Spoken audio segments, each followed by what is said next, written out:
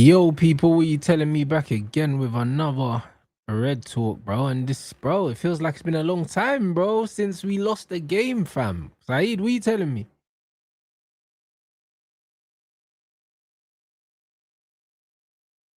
I can't hear you, you're still muted, fam. My bad. Yeah. Can you hear me now? Yeah. Yeah, man. It's good to be back in Manny. And yeah, it does, man. It kind of almost makes you realize, like, yo, man, like it actually feels like a loss. Like, one of them ones where you haven't felt in a long time, yeah, and it hurts. You know what I mean? Whereas under Ruben, we were losing every week in it, and like people were getting disinterested. But this one actually hurt, man. My head was hot. I was in some random tunnel in East London, and but now I'm actually feeling a bit better now, man. Now I've started to kind of like almost like, right, what's gone wrong? Analyze it. Let's talk about it, and let's just analyze what's going on, because it's not the end of the world. It's our first loss in I think 12 games. So yeah, man, a lot to discuss. First loss this year, blood. Yeah, first loss this year. You know what I mean? But it hurt. 10 men, you feel me? We didn't play well. And but you say that, but we created enough chances to win the game, bro. You know what I'm saying? So when people say we didn't play well, yeah, like I'll be honest. It depends on what you call well, because like I was highlighting to Monts, yeah. There's no team in this league that are playing well for 90 minutes, bro. Like, I agree. No team, bro. I agree. I mean? Like in spells, yeah, we were doing enough, bro. Like, and yes. This is the thing. This is why manage your spells well. That's what you got to do. But this is why I look at it, yeah. I look at it and I understand that football's a game of taking your chances sometimes. Do you know what I'm saying? And the thing is, we didn't deserve to lose the way we played, but at the same time, yeah, you can't say you deserve to win a game, yeah, if you don't take your chances.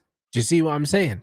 Because the game was in our hands, bro. We missed clear chances. The chance that Brian missed, yeah, was a clear chance, bro. Like, literally 8 yards out, balls on the floor, and somehow you managed to put it over the crossbar. If you score that goal, we win the game. Yeah, it's mad, innit? It's fine margins, man. You get that goal in that crucial period of the game, yeah. Man United are not tend to be, you know what I mean, the ones that, you know what I mean, like, especially this season so far, when we've gone 1-0 up, or we haven't lost the game. You get me? So, it is fine margins, man. You get me? That's why Mbeumo had to score. I just don't know why he blasted it. Just place it. You know what I mean? Yeah. Just place it. I get it's instinctive, innit? You feel me? And I feel like, he's a snapshot, and it's almost like, let me get to it first, rather than the ball's coming to you, just place it in the net, bro. But I don't think, for me, like I said to you, man, I don't think he had a great game. I don't think, apart from Cunha, not many had a great game. You know what I'm saying?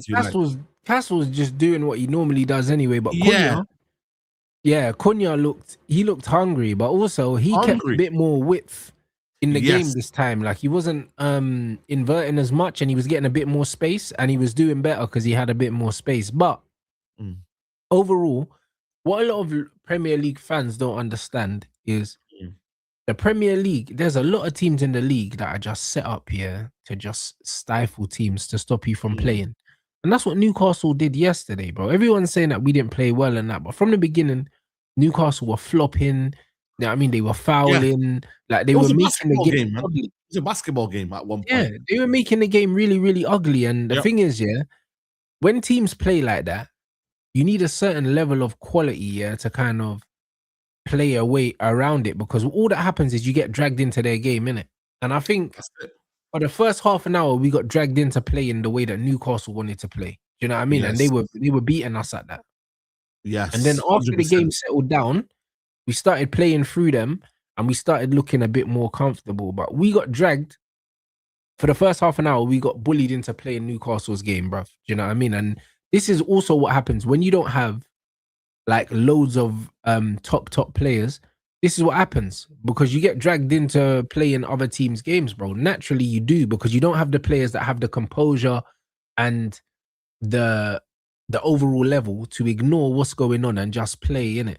And that's just all it is. We stooped to their level, we did we were massively losing, trying to play them at their own game. The physical game, do you know what I mean? The 100-mile-an-hour thing, that's not our thing. Our thing is controlling the game, getting the ball down, and passing our way into the game. And for the first half an hour, we didn't do that.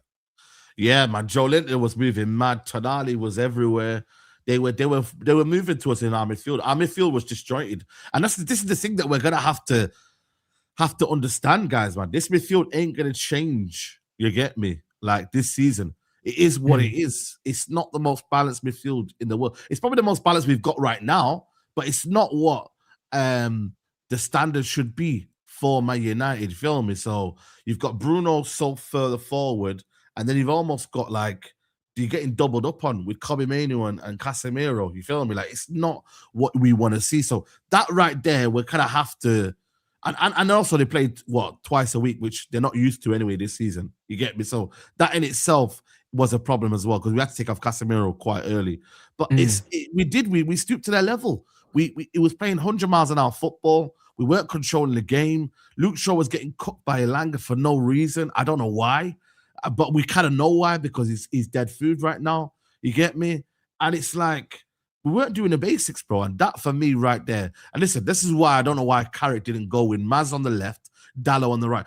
Listen, Dallo wasn't great last game, but at least he can give you a bit of width. At least, he can carry the ball up the pitch, bro. And at least, we're balanced so that we don't have one going forward, but then one sitting back. You feel me? Like, we're not level. Our fullbacks here need to be doing the same stuff, or at least, look competent enough, bro. And we didn't.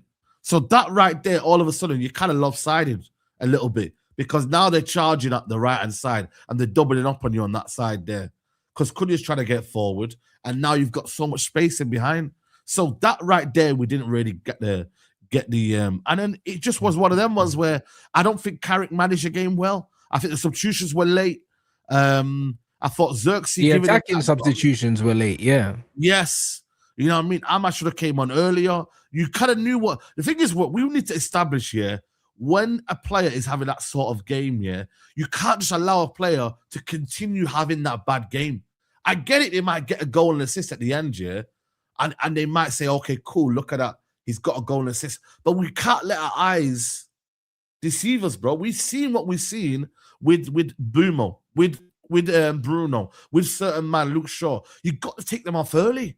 You might say to yourself, well, they might get me a goal, but that's the right kind of wrong mindset to have, I believe, in football. I really do. Yeah, but that's the mindset most managers are going to have, bro, because I know they're looking at it and they're saying, yo, these men are not playing well, but they have the ability to do something. And in previous games, even though they haven't played well, they have done. Do you know what I mean? I know. Like, they actually have done, bro. And the funny thing is, agree. Like, last game, the Crystal Palace game, I think it was. I think Bruno got a goal and assist in that game, and literally for like the first half hour, he was horrible. And then after the game, because man got 2 GA, everyone was talking about how amazing he played. He played well for like 25 minutes, bro. Yeah. Do you know what I'm saying? And the thing is, when you're a manager that's got players like him, players like Brian, that can just win you a game out of nothing, in the back of your mind, you almost become reliant on ignoring what your eyes are telling you and just waiting for something to happen. You see what I'm saying? Like, that's what happens because, bro,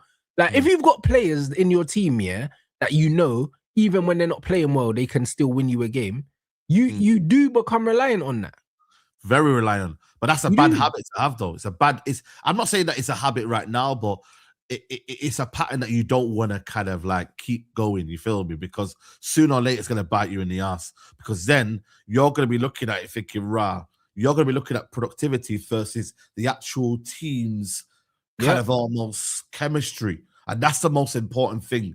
Like, I get like Mbeumo against Everton squared it to Sesko and we scored, but I believe Ahmad could do that. You feel me? But the manager... even the cross... The cross wasn't a great cross. Like, Sesko made it a good cross. Do you know what I'm saying? Yeah. So, it's like the one from the one in West Ham game. It was actually the shot that was better than the actual cross. You know what I mean? So this is the thing though. The balance in this Man United team, I still don't think it's there. I even think, Sesko, I'm not gonna lie to you, bro. When he's not really got the ball, he's not really effective. But he's not in the game, Saeed, bro. Yeah, and this is why, bro, man can say what they want about me, yeah, but I keep telling these people, like, bro, if a man has to get goals or assists, yeah, to justify their selection in the team, yeah. For me personally, as a coach, I'm not picking them as a starting player because it's one of them ones where you can get goals and assists off the bench, bro. Like off the bench has got nothing to do with rhythm. You see, football, yeah, football is about rhythm a lot of the time, bro. Like momentum comes from rhythm a lot of the time. Like when you're watching a game, yeah, when a team has a decent spell, you can sometimes, yeah, in football, and you go to games, you know what it's like. You can feel when a goal's coming before it comes, Said. You can feel it. Yeah, you can feel it. Yeah, you can feel it. Yeah, there's no real, like, there's no word for it. You just have to be there. You can feel when a goal's coming. You can feel when a team is on top. You can just feel it. Everything changes. The atmosphere changes. And the thing is, yeah, the more top players you have that look after the football, the more the rhythm is going to be with you. The problem with this Man United team, yeah, and the reason why our performances always look different, because you've got loads of players that are not rhythm players, bro. Bruno's not a rhythm player. Brian's not a rhythm player. Cunha's not a rhythm player. Sesko's not a rhythm player. You know what I'm saying? So it's like when you've got your attack and none of your attacking got no rhythm, because Ahmad plays with a rhythm, Xerxes plays with a rhythm. When you watch players like Cherky and these guys that are technically they play with a rhythm, bruv. Like when you see their touches, when you see their movement, you're like, yeah, cool, they're on it today. With players like Bruno and Brian and these man, yeah, it's like, brother, every game it feels like they're not on it, and then they can just produce something. And like, they can just produce something. Nothing, bro. After stinking the gaff out, bro, it's like you can't get no rhythm with players like that. Too temperamental. Like it's not reliable. It's not reliable, bro. It's not reliable. You get me? Like it's not at all. And that's what I'm saying. The better players, these are the better players that have the rhythm. You feel me? Yeah. But again, I'm trying to say to you, it's about creating a balance, bro. But then if the guys, the four up front here, don't create that balance here, why does everyone expect then the guys behind them to keep on basically turnover possession? Because that's what it is right now. And Bruno, Cunha, the turnover possession is ridiculous. Like for me, that I know people will blame Malacia in it, and I feel like for me, it's one of them ones where you can't really blame Malacia because at the end of the day, he's come back from two knee surgeries, isn't it? You get me? Like he should not have came on. But the way Bruno like forces that ball into Cunha, and then Cunha's kind of almost he's off balance, off balance. But I'm not saying that pass in about 100 times probably that happens and it goes into Cunha, but it's the way that everything's erratic. It's just not a good pass, bro. Like Cunha didn't really want the ball, and if he did want the ball, he didn't want it there. Like he passed it away from Cunha, and Cunha had to stretch for it. But that's what I'm trying to say. But then the other one, did you see the other one where Bruno's right next to Cunha, but then I don't know why Bruno hesitates and just kind of goes back to Cunha, and it's like the ball goes out. So they both are basically the same player. But it's like, but this is why I said, they can't play together. Like they can, but they shouldn't, because they're both ball dominant players. They're players that want to be on the ball all the time, and it's like, in order to get the best out of either of them, you need a different profile next to them, because they need somebody to do the exact opposite of what they're doing. Do you see what I'm saying? They need players. They need players that are going to run away and create the space. Like if you run away from Bruno, he might pick you out. If you run away from Cunha, he might use your run as a decoy to then dribble. But you need players to do different things, innit? Bruno and Cunha both get attracted to the ball all the time. Do you know what I mean? And then Brian's weird because he's not great in the pockets, but he doesn't really run in behind for us. Like, do you know what I'm saying? He's always in between the lines. He doesn't really run in behind as much as I would have hoped he would have. Do you know what I mean? And with Sesko as well, Sesko is like, he's heavily reliant on service and he doesn't get involved in the build-up. And the problem is because we don't really fizz the ball into the striker's feet, because we don't have that kind of those kind of players in the team. Sesko, like the game just bypasses him. Not necessarily his fault, but you can't get away from the fact that the balance isn't there. That's what I'm trying to say to you. Carrick has to work out what works for him now. Obviously, we'll get to the summer when it's getting summer. I think 2 new fullbacks, You know what I mean? In the way that we're meant to attack here. I'm not saying that United don't have the two fullbacks now, but in the way that Dorgu and if it was Mazarawi on either side, yeah, need to be there as an outlet. You get me? Then you need the two wingers to put in the ball in the box as well. So that, I think for me, that's stopping Sesko elevating his game, because I don't think he's gonna be the guy, to get past someone, bang, bottom corner. He's not that sort of striker for me. Like he has instinctive runs where you're like, whoa, he's made a nice little run here. Cool, nice little bit of movement. But again, you're not going to get that from Sesko, especially right now in a team that's so disjointed. So for me, it's like, how can the team get the best out of Sesko? Because I'm sorry, you're not going to expect Sesko. Even when I look at Danny Welbeck here, Danny Welbeck's 36, but I still expect Danny Welbeck to do something out of nothing, to hold it up, bang, turn away, shoot. You feel me? He can do that. Sesko's not that kind of game yet, and it's still too early in his career to develop that, bro. And we didn't really have, like, bro, we were 10 men. I'm like, where's the space? Why is, and this is what I'm saying, like, in terms of intelligent footballers here, I'm not saying Brian and Boomo are not intelligent footballers and that, but they need to find space.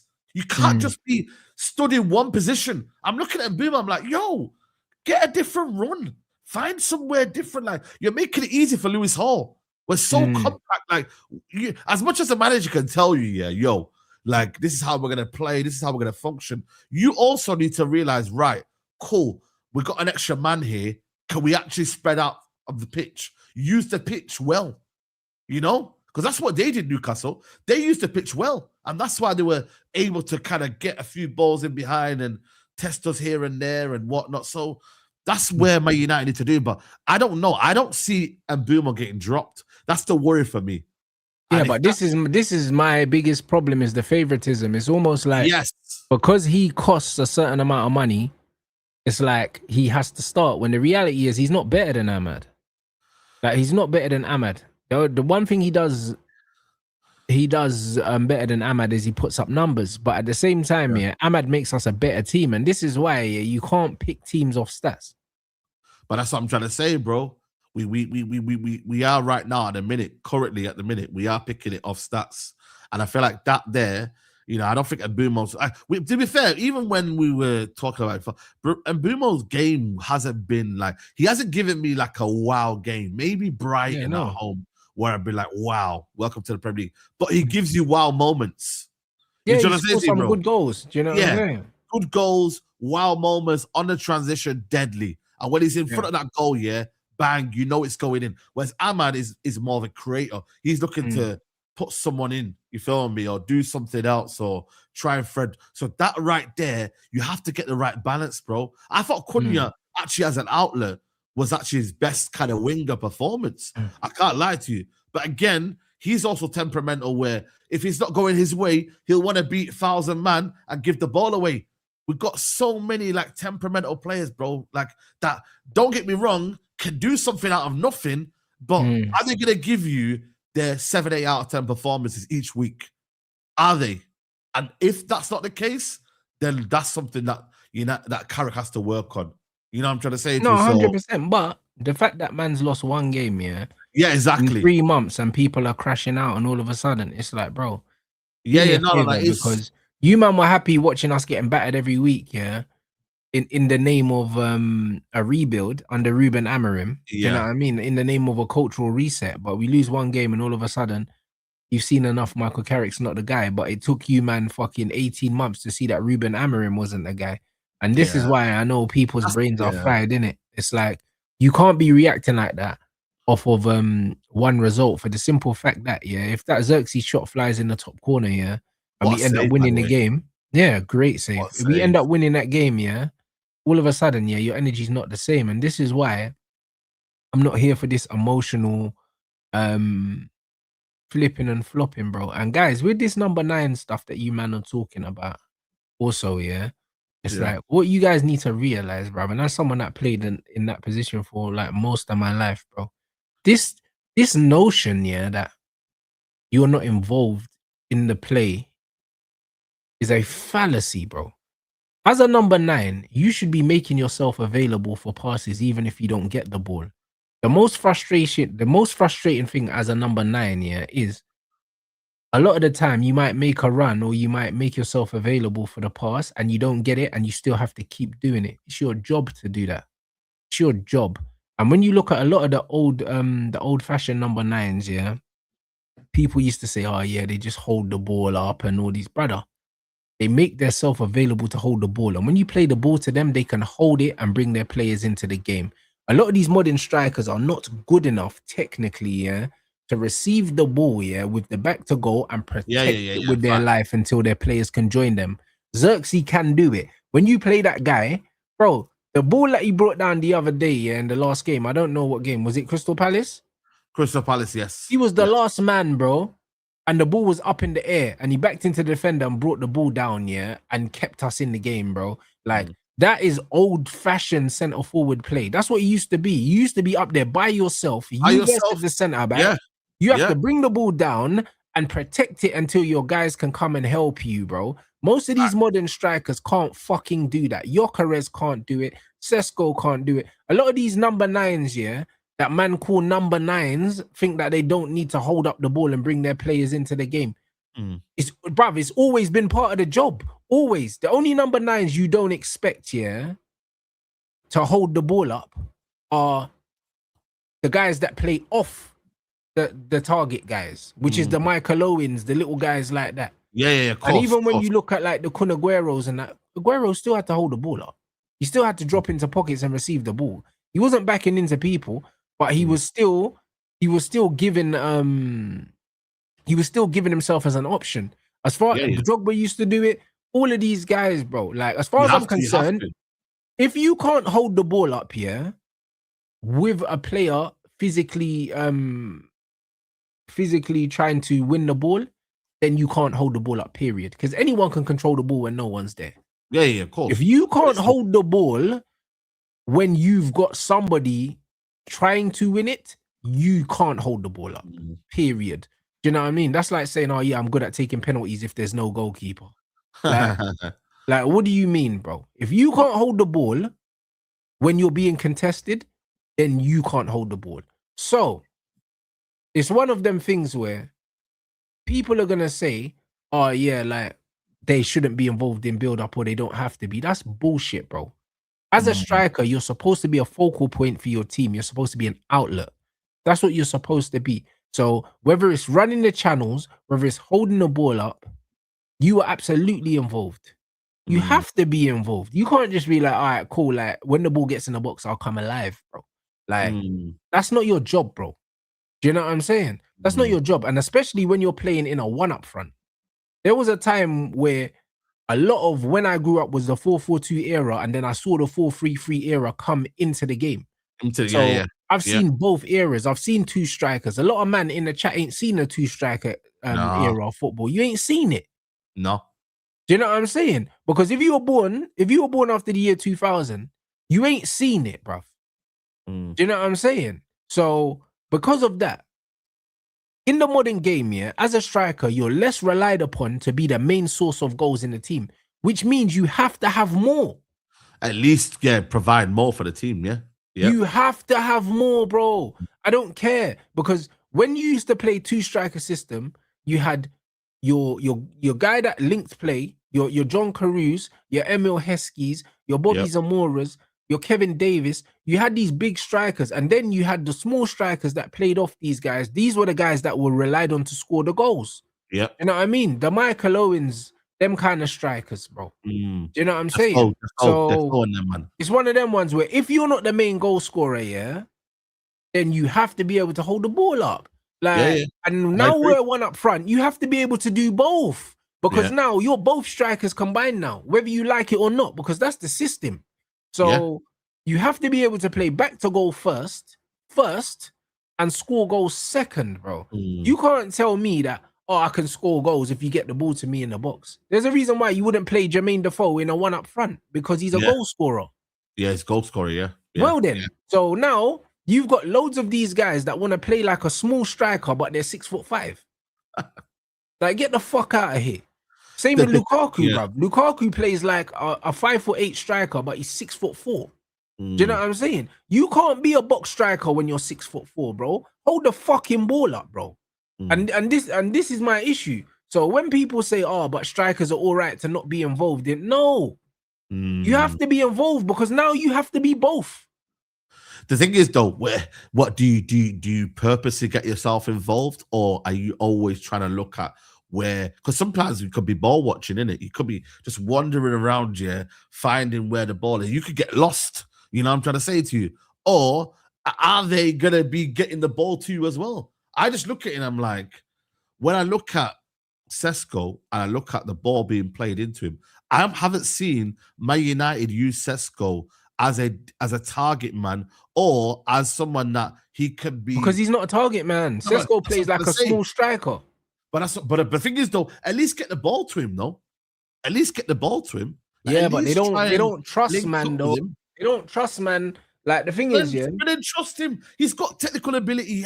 He's got technical ability, but he's not strong though, Saeed. Like the thing is, yeah, he's got a very good touch, yeah, but he's not strong, blood. Like the bare times I see man just get leaned on, he's gone. Like, and his thing is, like, bro, that's not his game, innit? The thing is, he's not come from a physical league, bro. It's not his game, bro. And this is why him and Xerxes together works, bruv.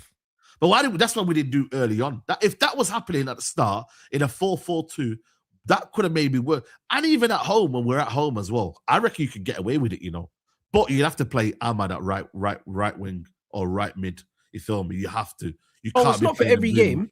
But like for instance, you saw yesterday when Xerxes came on in the 10 instead of Bruno, You saw the way we was moving the ball.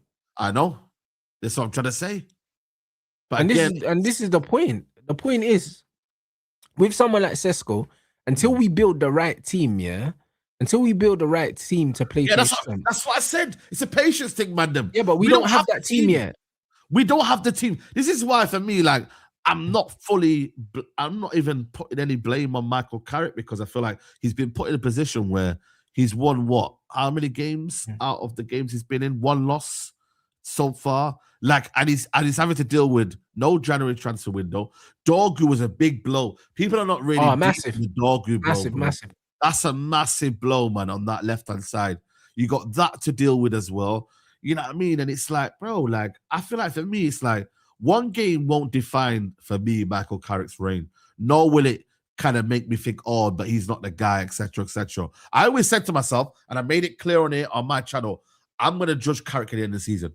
I'm gonna enjoy what's going on right now. I'm happy. I'm still think we're gonna get top 3. I still think the guys below us aren't that great. You see Liverpool lose to Wolves. They've got problems. Chelsea beat a Villa team, cool 4-1. They're back in it. But again, Villa up and down as well, bro. Yeah, exactly. If we beat Villa, though, we'll go 3 points clear of them. You know what I'm saying? Yep. That's why I'm a bit gutted yesterday. Is that Villa lost here? We beat them at our ground. We go 6 points clear of them. You feel me? And we take another team out of the game. So all in all, it's about whether Carrick uses this time and realizes, you know what, man, I've tried things that the players like, but now it's for me now to think a little bit more selfishly. Like, I need to think in my selfish way to think, yo, I'm going to do this my way now. You get me? If he does it his way now and starts to implement his style now more, because what he's done is he's done his all-man managing. He's vacated, he's catered to the players. He's understood what the players want. Now, I feel like Carrick, be a bit more ruthless. Yeah, he needs to put his stamp on the team now. Stamp on the team now. I think he did that a little drop in Dallo, though. And I thought that was a good idea. But then again, I think it was a bad idea as well. As bad as it sounds, you know what? It's like Shaw's a bigger enemy to football than Dallo. So do you know what? Yeah. So you know what I mean, bro? Yeah, and I feel like as bad as Dallo is, bro, like in certain games, and also he's got the legs. Shaw ain't got the legs. Shaw can't even defend now. It's getting progressively worse. So for me, it's like, put Mazarawi left back here, put Dallo right back, bro. That's it. And if you need to show the game out here, cool. Then you bring in a Luke Shaw, maybe go to a back 5 or whatever you need to do. Do that, bro. Simple. You know what I mean? Or try Aiden Heaven at left back. He's a I reckon there's a reason why Aiden never came on, bro. Aiden must have been ill or something, because Carrick said that he said Maguire and Luke Shaw were ill before. maybe there's something going about because Aiden would have come on, bro. He rates Aiden. He's put him on before. So the fact he hasn't put on Aiden Heaven, he must have been unavailable. He must have been. That's the only thing that makes sense because Malacia has not played for Carrick, bro. Bro. But then you got to remember, yeah. I don't know if you watch Nico O'Reilly, yeah. But Nico O'Reilly's done a good job at Man City at left back, you know. That he's strong, he's quick, he's physical, like he's good on the ball. He can actually go and get into midfield as well. I think that might help us a little bit more, you know. Aiden Heaven tucking in as well and then getting into the midfield because he's good on the ball. Weren't he a defensive midfielder? Yeah, Aiden was a number 6, yeah. Yeah, so we can actually invert Aiden Heaven if we need to as well. You get me? And he's good on the ball as well. I think that's something to think about because I'd rather have an Aiden Heaven who's fit, can battle 1v1, is a good tackler, he reads the game well, than a Luke Shaw who's right now just can't do it, bro. No, you're right. I think Aiden Heaven could do a job at left back. I think he absolutely could, bro, because Luke Shaw doesn't get forward anyway. So and now Mazarawi, I don't know if you've seen the photo, but he was limping. His ankle in it, bro. Like it looked bad. Yeah, so he might be injured. So therefore, you get me. No, but we've got 11 days though with no game, so I think Maz will be all right, bro. Maybe you'd hope so. But yeah, man, I think them things there. Lenny Euro and Maguire didn't really have to do much. I can't lie. You get me? And then the goal is man. And by the way, people are blaming Le Mans for the goal. It's a banger. Sometimes you got to just hold your hands. Oh, that's got nothing to do with him, bro. He's not getting that. I went to the side netting, bruv. Broski, I'm seeing people blaming Le Mans for his position. I'm like, it's just loads of people losing their head side, bro. Football's an emotional game, innit? And loads of men that don't know football just chat shit, bro. Do you know what I mean? And this is what it is. You can't blame the keeper for that. It was a worldie. Bro, it was a worldie. Literally, man wrapped it. Left foot, bang. You know what I'm saying, bro? He just got it's weaker foot as well, bro. Listen, 9 times out of 10, yeah, he skies that, bro. Yeah, that's what I'm trying to say. It was a banging goal.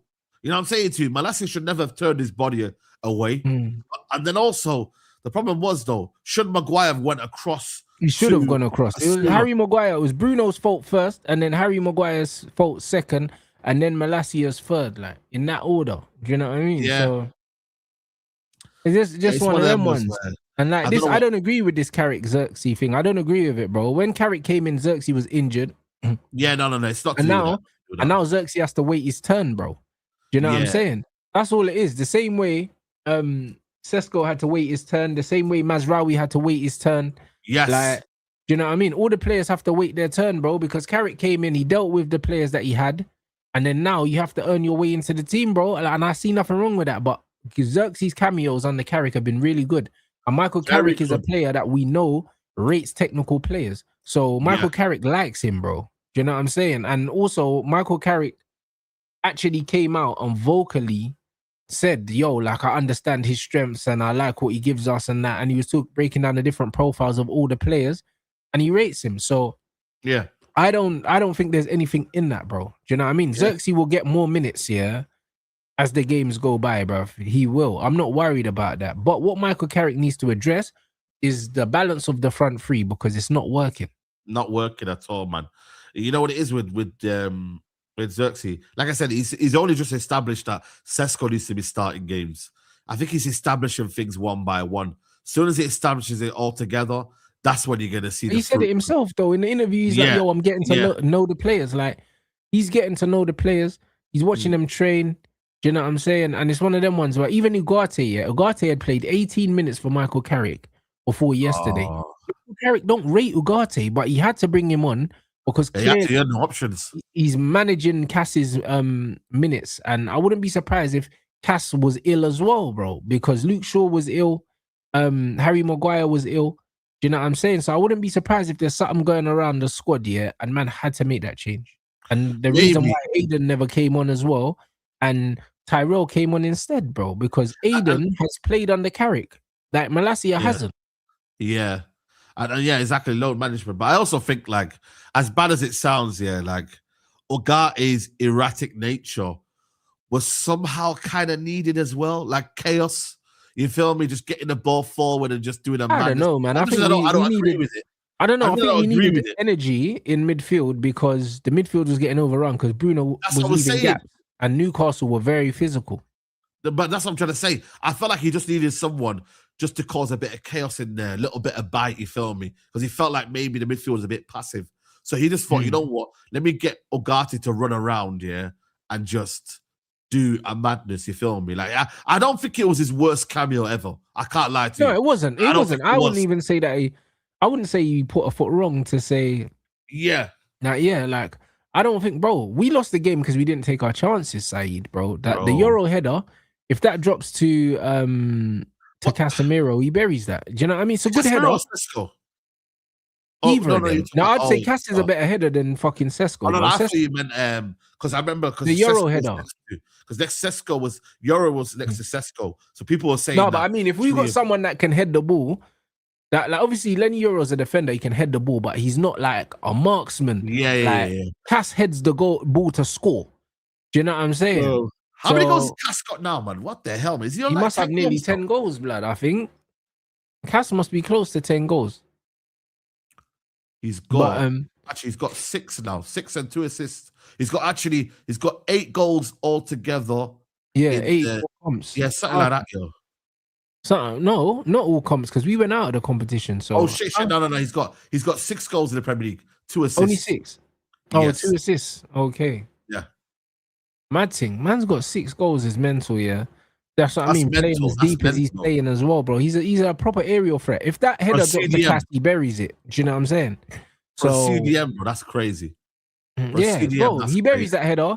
Sesko probably does better than Euro there, but at the same time, Sesko's heading's a bit hit and miss, bruv. Like, do you know what I mean? He misses more than he scores. But one thing's for sure, like a confident header of the ball. If that's Harry Maguire instead of Euro, we're celebrating. It's a wrap. Yeah, we're celebrating.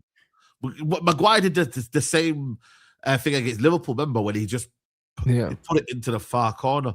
You get me? Yeah. So the thing is, there wasn't a lot of power on the cross from Bruno. He just floats it in there, but Harry Maguire would have just boom. You just know what it was. You know what I mean? So generated it. I can't lie. It's like that chance. And then the chance that Brian missed is crazy. That's suicide. Another one. There's two though. The one that Bruno played through, he should hit that first time. Yeah, and he didn't even shoot. Yeah, you're right. That's meant to be instinctive. Yeah, like I don't know why he thought. Let me just go back and pass. But these are clear chances we're talking about. You see the ball that Bruno played through to Man, brother. He's looking at the goalie and he doesn't shoot. He doesn't even put it across the goal. I don't get why he doesn't shoot though. I don't get why he just doesn't think. You know what? Let me just wrap it here. You know. Let me just put it in the top bins there, bro. Like, it's one of them ones where with Mbeumo, like, I feel like people need to realize what he is as well. Like, that's why I'm not going mad at Mbeumo. Like, don't get me wrong, there are things that I don't like about his game that I see that Mo Salah does a lot, and I don't really rate Mo Salah's game. You feel me? But at the same time, I still believe there is a use for Mbeumo in this squad in the long term. I agree. Champions League nights. You see, Champions League, Mbeumo's going to eat. You get me? Where the game is like, bro, it's just goals, man. You see the Champions League, bro? It's just goals. You don't really see good performances in Champions League. Yeah, but this is why players like that are great to have on the bench to bring on, bro. Because when you're chasing a game, man can just get you a goal, but you can't be building squads around players like this. I want to say is that, listen, end of the day, to define Mbeumo's shit, his overall play is not pleasing on the eye. I really, really agree. I don't necessarily think he's a touchline winger as well. Nor do I believe he's a winger in a sense. Because I don't know if you watch AFCON, bro, in AFCON, he didn't even play on the wing. He played up front, second striker. They did not even trust him on the wing. So if your own country is not using you on the wing, that tells me everything you need to know. And when you look at him at Brentford, he was a second striker. He was a second striker, bro. He wasn't really, like, he was floating on the wing, but he would tuck in. They would have a right back going across Mbeumo. You feel me? So it necessarily wasn't Mbeumo playing as a touchline winger. He almost played him behind Tony, behind Whistle. You feel me, bro? So he's almost like a inside forward, bro. He's not someone that you get to take on 1,000 man. He's not going to beat you. You're right. Dribbling. He's not. You're 100% right. 1v1s, he's shit, bro. Yeah, and this is what we have to understand. If you don't understand this game, you're not going to be disappointed. But the problem is now, I'm seeing people saying getting sold or he's this, that, the other. I'm like, did you not watch Nah, he's still a good squad player to have, but he shouldn't be starting week in, week out for us. I'll start Ahmad. And we just need another winger on the other side. But it's a good problem to have. But obviously, they're good problem to have when you interchange it. Problem with Carrick is that he's use thinking, them for different games. He's thinking, yo, man, 12 GA, 13 GA, man. Yeah, listen, this guy gets us goals, man. Yeah, I mean, he gets us goals, he gets an assist. But I'm like, yo, but then you have to see through all of that, bro. This is why, like, GA isn't everything, bro. I'll watch Lamine Yamal play and I'm like, wow, he didn't get an assist or goal today, but what a performance from Lamine Yamal. You get me? Like, you'll see players that just are good without getting assists or goals. That there can be useful in the long term. So when people say, oh, but we've not been playing well, yeah, but we've been playing, this guy's been playing good. That guy played good there. So you have to have the mixture, bro. And this right United right now, the front three that you're talking about, it doesn't have that mixture of like good performances, know-how, chemistry, like working off each other, knowing what each other likes. They don't. Like even but also people shouldn't expect this team to have all these things under Michael Carrick. I agree. That's what I'm trying to say. Season who didn't have all these things. All of these excuses that these man were making for Ruben Amorim last season when he came in the middle of the season, they're not having the same grace for Michael Carrick. Oh, it's not his squad. He ain't had a preseason. All these things they're not saying. All of a sudden, we lose one game after winning 6 out of 7 before, and all of a sudden everyone wants Carrick's head on a spike, bro. Like, it's not making no sense, bro. Like, this fan base are using too much emotion, not enough common sense. You know what it is, though? I feel like for me, people have made their mind up on Michael Carrick. Precisely, that's what it is. And this is the thing, though, man. It's like, me and you had a debate, about Carrick. And remember you saying, oh, but if there's no one around giving the job, and I was like, relax, Jack. But at the same time, I can still say, yo, listen, what Carrick has done so far has been amazing, bro. You can acknowledge someone doing a good job, without having to almost put an agenda across it from the off. And what's happened is it's clouding people's judgment on what's happening right now. What do you lot want? Do you lot want top 3, top 4? Or do you lot want to play fancy football and then get 8th? Yeah. So which one is it? I know what I want. I want to get into that top 3. You feel me? Because I see Arsenal stinking up a gaff with 0.01 XG and they're going to win the league. You know what I mean? Or they might win the league. You feel me? Whereas Man City might play horrible. Yeah, Man City might play the pretty football, but then you not won the game. So end of the day, right now, with what Man United have done so far and the money that hasn't been spent with Michael Carrick and the fact that he's come into a situation where everyone thought, you know what, we're dead and buried, it's over, it's collapse, you get me? And then Carrick came in, bang, Arsenal. And this is one thing I will say, I believe sometimes you are almost what you did, what Michael Carrick did, against Man City and Arsenal kind of backfired on him, bro. Because it's like he set a standard. He set a standard of, wow, look what we've done. 3 games in a row, 4 games in a row. And now, when one thing comes wrong, it's like, oh, he's not the guy. Oh, this is but I wouldn't even say that. I'd think anyone with sense isn't thinking like that. Do you know what I'm saying? Like, yeah, exactly. Like, people need to understand. That's the one. People need to understand that every single game is different. And because of that, you have to judge every game individually. And this is why I said, guys, at the time, oh, we got 15 cup finals. That's what I said. Yeah. Every game is a completely different game. It needs to be addressed as such, and it needs to be accepted as such. Whereas loads of people are trying to piece different games together. And it's like every game in the Premier League you play is completely different because of the different coaches, the different styles, everything like that. One week you're playing against Man City that are going to try and keep the ball and they're going to press you high and all them. And then the next week you're playing against a fucking Everton, who wanted to just sit back and just defend on their goal line for the whole game and then try and wrestle us, bro, and score a set piece. So, like, look at Everton now. They've won 2 in a row now. You know what I mean? And look at that already. They're living life. So sometimes don't let this one result like undo all the and that's one thing that I put in my mindset. As much as I was pissed off, as much as I was angry, I woke up and I was like, you know what, man? Like, it's still not all doom and gloom, man. We're still far from doom and gloom, bro, because Liverpool lost and we were 6 points clear of Chelsea anyway. So you know what I mean? It's still in our hands. So yeah, it's still in our hands. We got Villa next. We still got Chelsea away. We still got Liverpool at home.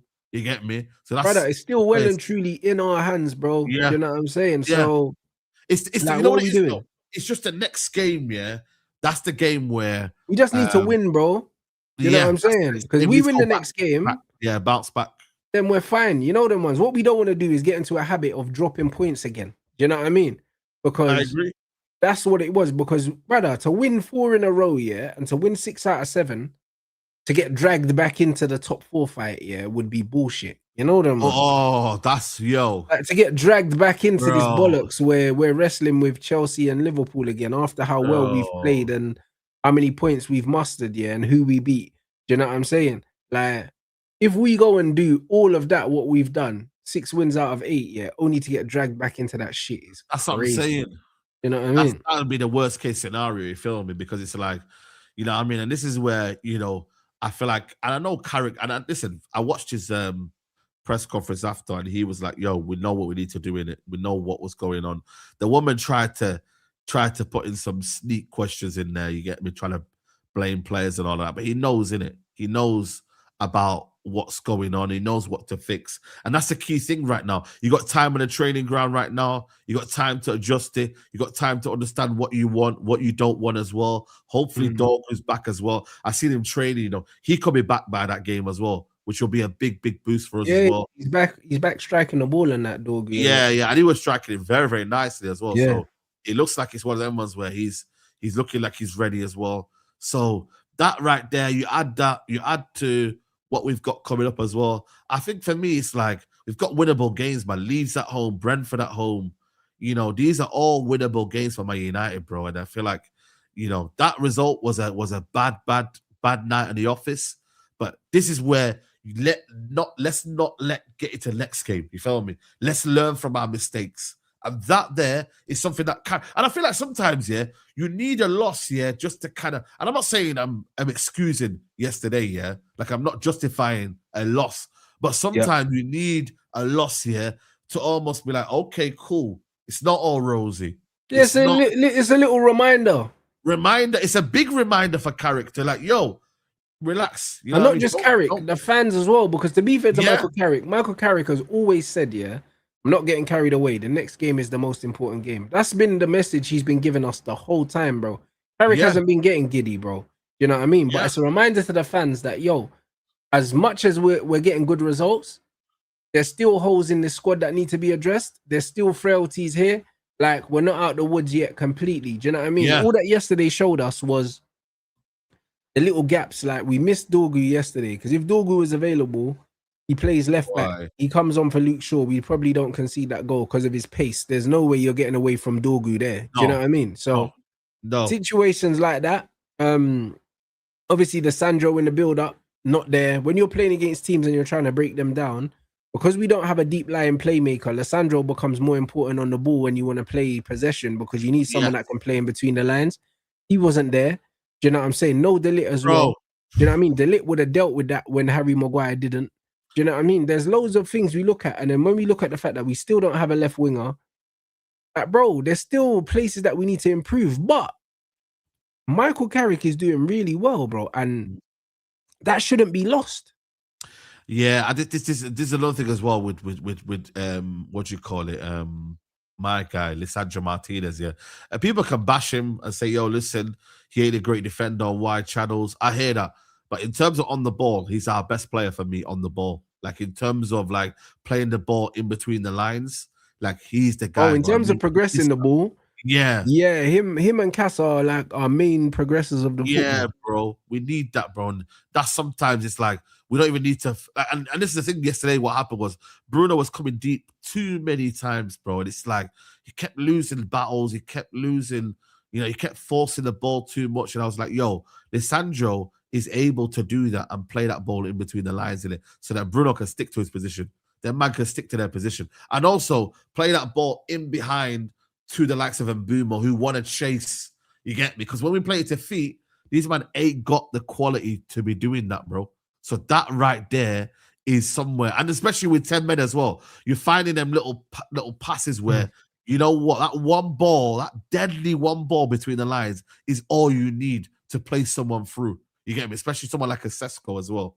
Yeah, I mean, that would have been someone that I think would be missing. So let's see. Hopefully he gets back in for the game against Villa as well. And yeah, man, and just build from it, bro. And like I said, learn from our mistakes. And you get me, go back to what we know is best, and that is winning games and getting up the table, bro. It's mad to think that United would have been 6 points behind Man City, had we won yesterday. That's crazy. I didn't even know that. Someone told me today. 6 points behind Man City, That's mad. That's it's crazy, mad, bro. But you know it is. Like, even the 10 men thing, bro. Like, bro, I can't lie. People are doing way too much, bro. Like, it's harder to play with 10 men, though. Bro, a lot of the time it's harder to play against 10 men. Yeah. First and foremost, yeah. And secondly, it's like, it's not like we were struggling to create chances against these men. We just didn't fucking take them. Do you know what I'm saying? So it would have been completely different if these men were they locked up shop and we didn't create no chances and nothing like that. No, we still created chances, yeah, and we got hit on the break. We got sucker punched, bro, because that's what it was. Because we were attacking and then we got hit in transition, bro. That's what happened. And even when we got hit in transition, we still had the numerical advantage. It was 5 versus 3. So we should have still dealt with it. But the guy scored a fucking worldie, bruv, and also a bit of poor individual defending. But Newcastle never looked like scoring, bro. Like, Lomans weren't busy yesterday. So man are going on like we was getting punched up. We wasn't getting punched up, bro. Like, we took a risk. We committed loads of people forward and we got hit on the break, bro. It happens. It doesn't happen often, but it happens, innit? But the way people are talking, like, inherently when a team gets a man sent off, automatically you just smash them. But Chelsea got a man sent off against Arsenal, bro, in the league game, I swear. Like, and it was a draw, no? Arsenal didn't do anything to them. One thing I will say, though, is So why not then? Yeah, exactly. Like, why didn't they batter them then? Yeah, exactly. No, it don't always work like that. Football's not always like that, man. One thing I will say, though, and a criticism maybe of Carrick, is that maybe a little bit of like proactiveness in terms of knowing that 10 men going into half time, can we switch the formation a little bit? Can we go to a 4-4-2? Like, that would have been a bit more. But we were kind of playing a 4-4-2 anyway, because Bruno don't fucking defend. Like. To be fair, yeah. But again, it's I don't want Bruno there. So get me a Xerxes on, get me someone else. I agree. I would have taken Brian off at half time. Yeah. So I feel like that there, I think that's something I'm looking at Carrick thinking, we're gonna continue really what we're doing with the same players on the pitch. It's not as if these players are gonna come on second half and do something different. They don't have that. It's the same way that they play. You get me? Cunha might give you a different edge because he's sort of that kind of like maverick, you feel me? Like, he can get the game by the scruff of the neck and all of a sudden he gets better as the game goes on. Similar happened to Palace. The Palace game was different, where he kind of got better as the game gone on. You know what I'm trying to say? So maybe understanding, that, and then counteracting what Newcastle have got. That there, because what you got to remember is, as the game goes on, Newcastle have more belief. You get me? They have more belief. Yeah. The clock's going down. Eddie Howe then brings on his men on, and then they went for it. They went and got a Sulo and someone else, and they was like, all right, okay, cool. Looks like United are not really doing anything until the end, when Ahmad and them man came on, and then it looked like Man United had the ascendancy. But before that, it's like the game, don't let the game drag away till you let the opposition grow in confidence. You feel me? As if you'd have went, you know what? Let's shock these man up. Second half, 4-4-2. Let's peg them back in. Yeah, let's peg them back in. So that's something there for character, maybe assess as it goes along. You know them ones. Yeah, bro. I just think the substitutions, the Ahmad and Xerxes subs, if he made those, at half time, or if he made them after 55 minutes, we win the game. Yeah. And we win it comfy. Do you know what I'm saying? So 100%. Yeah, 100%. Like, I just don't. Dalot's cameo was horrible, man. I can't lie. That Dalot cameo was horrendous. That man said, "Hold on, Newcastle only had two what's that? They said they only had 2 corners the whole game and 3 shots, 2 of them on target, and that was the goals. But this is what I'm trying to say, bro. And one of them was a penalty. So they weren't doing nothing, bro. Like, I was never worried, about losing that game yesterday. I wasn't. But because we didn't take our chances, when you don't kill teams off, there's always a chance, bro. We should have killed them off at 1-1. Do you know what I'm saying? We should have killed them man off, scored the second goal. The game's done, bro. You take the wind out of their sails. All of a sudden, Eddie Howe is making defensive substitutions just to save face because he don't want to get embarrassed. That's the difference, you know? The difference, if you go 2-1 up and there's 20 minutes to go, 25 minutes to go, Eddie Howe's thinking, Rad, I don't want to get slapped now. He's not thinking about getting an equalizer. Yeah. You know what I mean? He's not thinking about getting an equalizer at home with 10 men and he's losing and there's still a good 20, 25 minutes to go. Straight away, he's thinking, yo, let me change it. Let me bring on another defender so I don't get bruck up. That's probably that's what he's thinking. Do you know what I mean? But when you miss those chances, you give them something to hold on to, especially when you give them the first goal as well. But also, we got to remember as well, I don't think we did enough with the ball as well. I think we only had like 55% possession. You feel me? I expect, but again, United are not a ball-dominant team. You know what I'm saying? Because look at the erratic attack that you've got, bro. How are you going to keep the ball with Bruno, Cunha, fucking Mbumo, blood, as 3 of your front 4, blood? Do you know what I mean? Now, you're not going to keep the ball with that. Do you see what I'm saying? Like, the team is not designed to keep the ball, blood, because you've got loads of guys that are playing grenade launcher, bro. So because of that, if you want Man United to be a possession-based team, you need to recruit for that. And that's why this summer will be super important. If Carrick does stay, you need to get him more technically secure players, bro. Like, and you need to get him more composed players, because it's not just about having the ability, it's about having the calmness to be able to do it under pressure as well.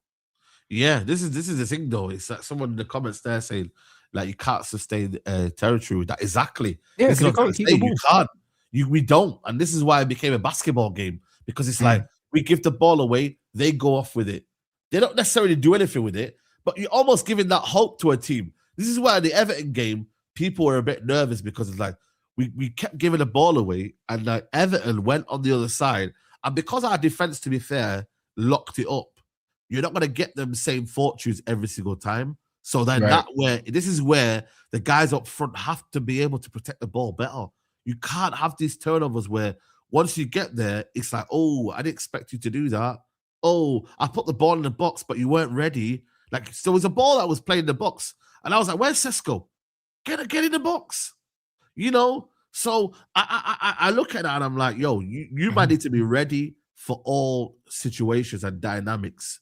And that right there is the same as when Mbumo's got the ball, who's ready to take a ball off him? Who's he looking to link up with now? You get me? Like, who is he? Because, again, I don't see that same chemistry with them two, bro. I can understand if it's, cool, we're going to play this sort of type of way, but we're not. It's still a hybrid kind of team. Like, we still want to play on a transition, but we've also got players that can keep the ball. You know, so don't spoil it for the rest of them. Yeah, that's what I would say. But again, it's one of them ones where you can't do everything in this summer. We have we have to do it in the summer. You can't tackle it right now. There's gonna be deficiencies in this squad. This squad was meant to be for a 3-4-3. But there you go. Mbumo and Cunha were meant to be 10. Yeah. You know, and that's where, you know, it kind of messes up, because really and truly, Ahmad was put right wing back. We're kind of lucky Ahmad's still here, bro, because boy, it would have been tough without Ahmad, because who would we have brought on? You know what I mean? But this is what I mean. Ahmad and Dorgu, ended up being the godsends, bro. And it's like, bro, those were the wingers, bro. Do you know what I'm saying? Like, if Ahmad and Dorgu were playing on the wings yesterday, different game. Completely different game, bro. Because we would have had pace, we would have had width, and we would have had that the defensive we would have had the defensive help as well, bro. So that's what another thing that people need to remember. When Carrick first came in, this is not the attack he was playing. He's almost been forced to play this attack through injuries and, do you know what I mean, other things like that. So Yep. I think there needs to be a certain amount of patience that these guys are just deciding that they don't want to give Carrick, which is weird because he was happy to give it to a complete stranger. Boy, listen, man.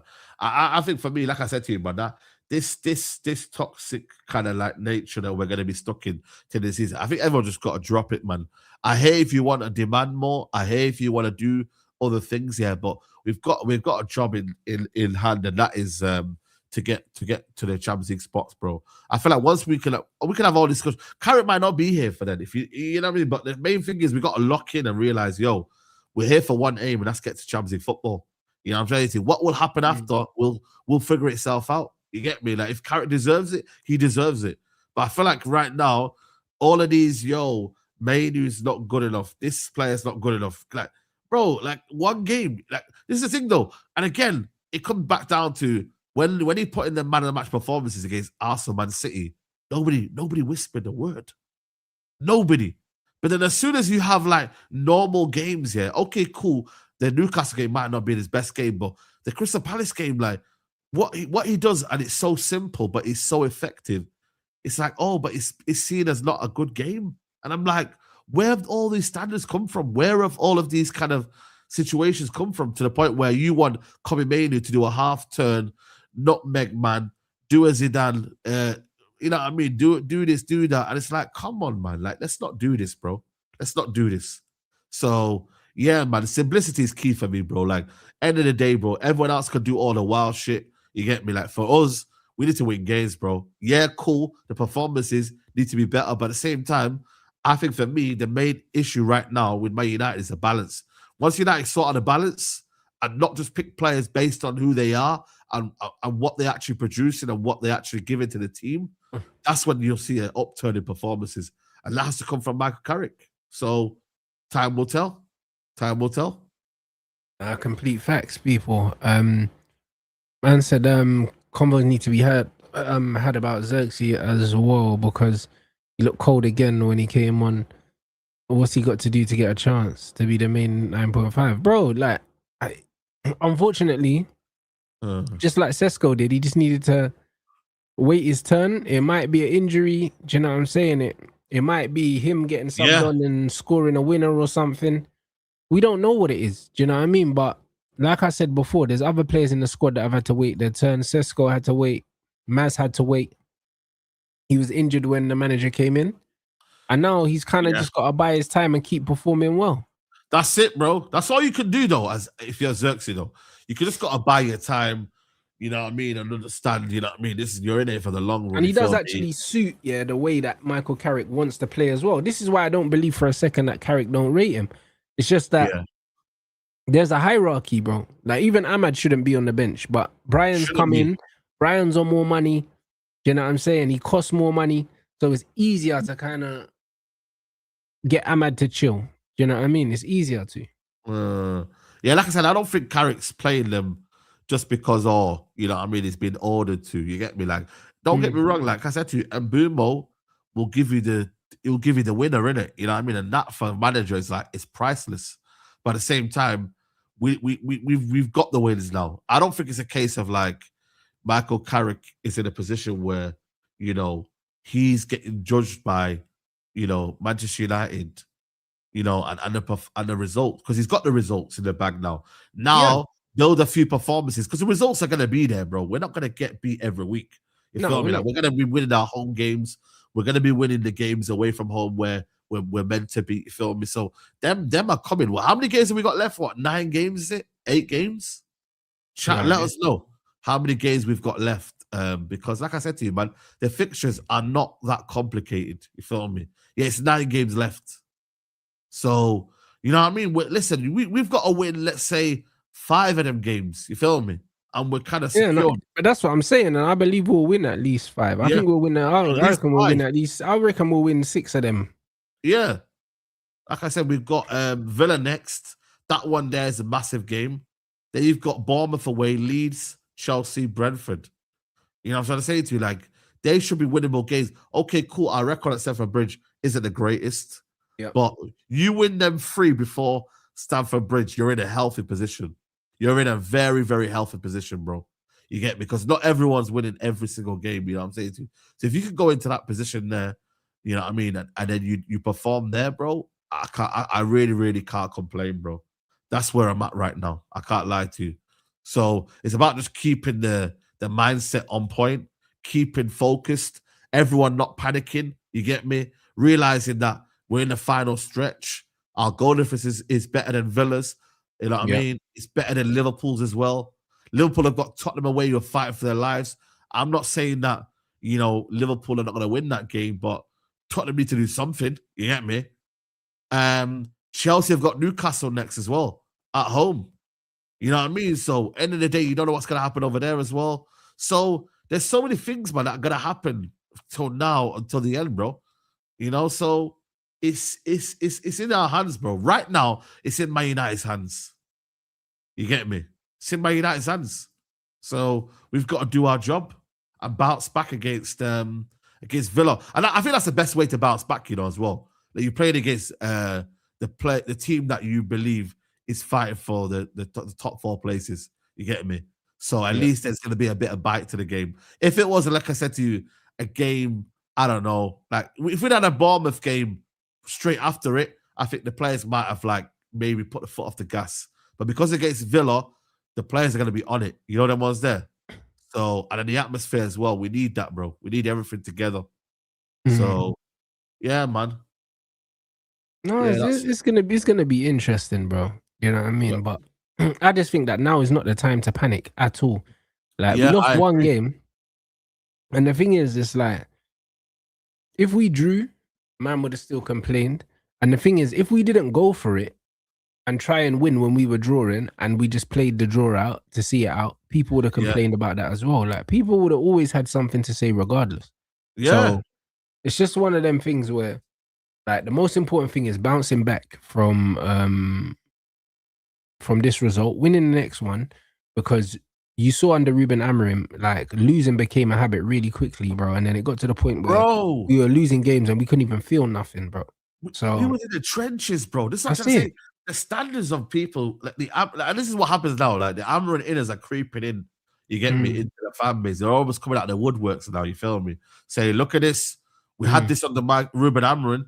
Oh, but you lost to 10 men. I'm like, come. First of all, it's Newcastle away, and it's not Everton at home. That's one thing for sure. Everton weren't attacking like exactly Palace, bro. They had the outlet of Alanga, and they brought on my man. Like Everton never had no pace on the break. And also, we played with 5 at the back against 10 men. That's absolutely criminal as a football club to be playing 5 at the back when you got 10 men. Whereas Carrick had 2 strikers on, bro, and Bruno in a double pivot. Yeah, bro. So don't ever try that again, man. Don't ever try that again. You get me? Like it's totally different to what Michael Carrick had to face. You feel me? So I feel like for me, that in that aspect, you know what I mean? That's that. But you know, I feel like United right now, you know what I mean, I've got to understand what they're in right now. The situation we're in right now is a very good opportunity. If you'd have told a lot of United fans 5th of March, you'd be 3rd in the league, a lot of you would have taken that. A lot would have taken exactly that. You know what I mean? So now it's like not the time to be complaining about, but this performance is not sustainable. We can have a conversation about performances, but at the same time, like, don't crash out to the point where you believe Carrick ain't the main man and everything's all finished. Everything's all broken. We're useless. Nah, bro. You know what I mean? If there's a pattern that emerges after that and we lose Aston Villa, Bournemouth, we can have a conversation, be like, you know what? 100%. But yeah, this team don't look like a team that's going to fall off a cliff. Because even the way we lost, it's like no one saw the loss coming because we weren't playing badly. Do you know what I'm saying? So if we was getting battered for the whole game, then you can say, it was coming. It wasn't coming. It looks bad when it's 10 men. That's the only thing I would say. It looks bad because it's 10 men. Of course it does. But bro, honestly, at halftime, I was thinking, all right, cool. How are we going to win this game? Who's going to score? Like, there was nothing in my mind was telling me that we could lose, bro. And we didn't look like losing. Bro, that's what I was thinking. My head was like, as bad as, you know what I mean, the chances we missed here in terms of Boomo, I was like, lock in second half, all to play for. All to play for. Lock in second half, all to play for. Let's do it. That's where Man United should have seized the opportunity. I said, yo, we're going to be ruthless here. You know what I mean? That right there, you've got to build that ruthless. And it has to come also from the players as well, because the players were very, very lethargic. You feel me? So it has to come from the players as well. As much as you could say the manager, there was, again, a lot of poor performances from players. You get me? Yeah. And you can only carry so many bad performances, bro. You get me? And I think that was the overall issue. It was too many men didn't play to the level that we know they're capable of. No. When you have that many players not playing to that level, bro, I mean, this is where we're gonna be at right now. I look at it, I'm like, yo, Manchester United right now at this current stage have got to be able to find a balance right now. You know what I mean? And once we find that balance, bro, maybe Xerxes gets opportunity, maybe, and then Ahmad comes in, and then Mbeumo off the bench is better as well. You get me? Like, Mbeumo coming off the bench would be amazing, would be a threat. You get me? Exactly. Yeah. And Mbeumo sold. Yeah, exactly. With them 2 missed chances, it's a whole different conversation, bro. But you got to give credit to where it's due, man. Newcastle, big up to them. They got the win, and we move. But they'll have another poor performance down the line, bro. I don't really think they're a good team, to be honest with you. So I agree. I agree, man. You know what I mean? Big up everyone inside. We're gonna continue the talk over on the Mandem talk. So we're gonna raid over there. Make sure you drop Rants raid in the chat. Yeah, Saeed, let them know what's going on, my bro. Yeah, man. We're gonna talk, continue the talk over, obviously, on Mandem talk. Obviously, it's always due to be lively. And we're gonna talk. I know some of you might have been talking about the post goals. Apparently, he's responded again, so we'll talk about that as well. Okay, and I didn't know that. Yeah, apparently someone said in the chat that he's responded again. So we'll discuss it, and man, continue the conversation, bro. So man, we're seeing why fucking Fergie kept that guy away from fucking microphones, innit, bro? Because every time he opens his mouth, it's some nonsense, innit? Boy, you know what I mean? Like, listen, I might take the frame down, man. It's peak out here, man. You get me? That's it, people. So yeah, man, let's get these lights up. They're way too low. Also, big up everyone that's been supporting the merch as well, bruv. It's available to the weekend, innit? So appreciate everyone that's already got their orders in. And yeah, man, make sure that you drop a Rants raid in the chat, and we'll see you guys over